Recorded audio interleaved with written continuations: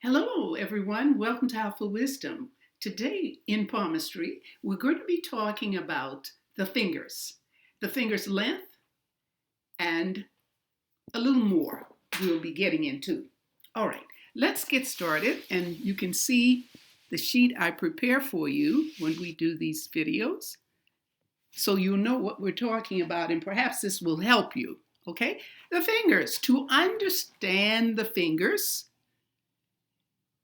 include the finger's length, whether it's long or short, whether it's smooth or knotty, and finally, the print on the finger, the fingerprint.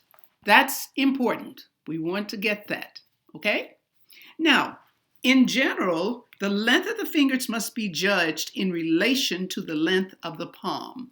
So we do that, when we're trying to determine what type of hand this is, whether it's earth, fire, water, or air. And we always do a measurement from this point in here to the base of the Saturn finger, which is your middle finger. So that kind of keeps the hand in a good balance, okay? Now, the ideal length of the Jupiter, and you know it as the index, and if you've been here a while, you know it also as the Jupiter. You can use either one of those terms that you're comfortable with.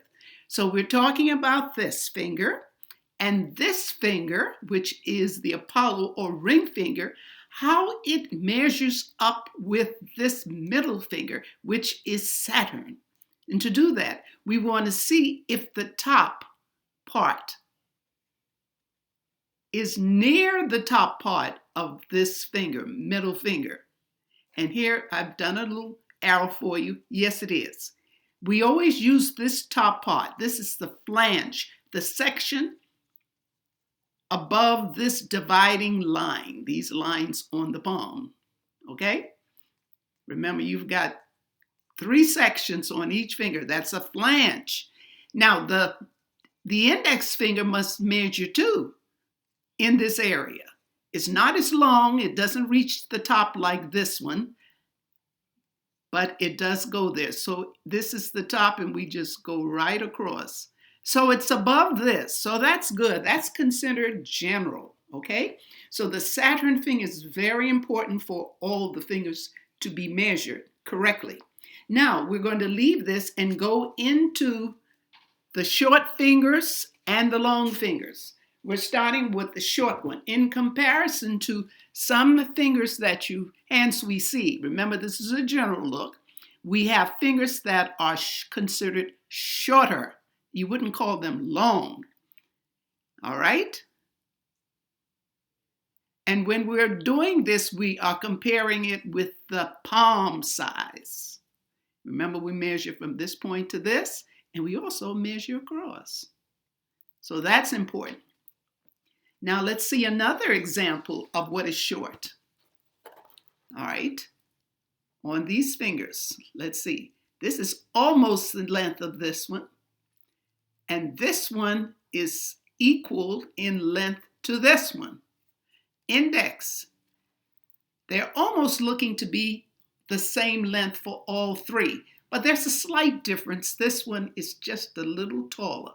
Now, on our next lesson, our next video, we will talk about what that means, because we're going to talk about individual fingers. Okay, let's see what we have next. I think we go on to the long ones. Okay, let's hear something about the long ones. Now, first off, let me go back to the short ones.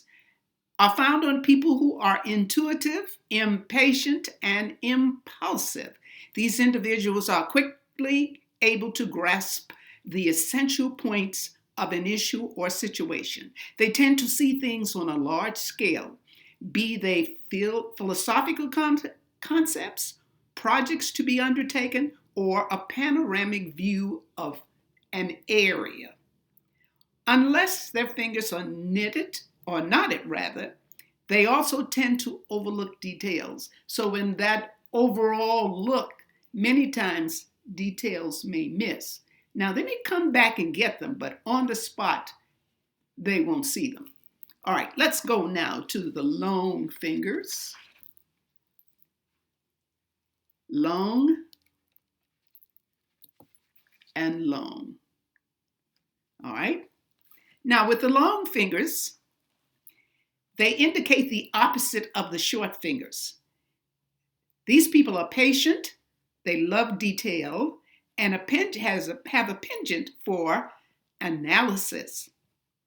This is common among people with long fingers. Isn't that something? Penchant analysis is a common trait of long-fingered people. So, okay, that's their plus. They like to focus on the minute details of daily life, and they tend to relate to the world in an introspective nature, with the tendency to hold grudges and harbor resentment. That's for the long fingers. Let's have another look at the other example, so you will see. Okay, long. And you don't have to examine very closely to see, could that be long? It's obvious. Now let's go to the next part. These are people with thick, fleshy fingers.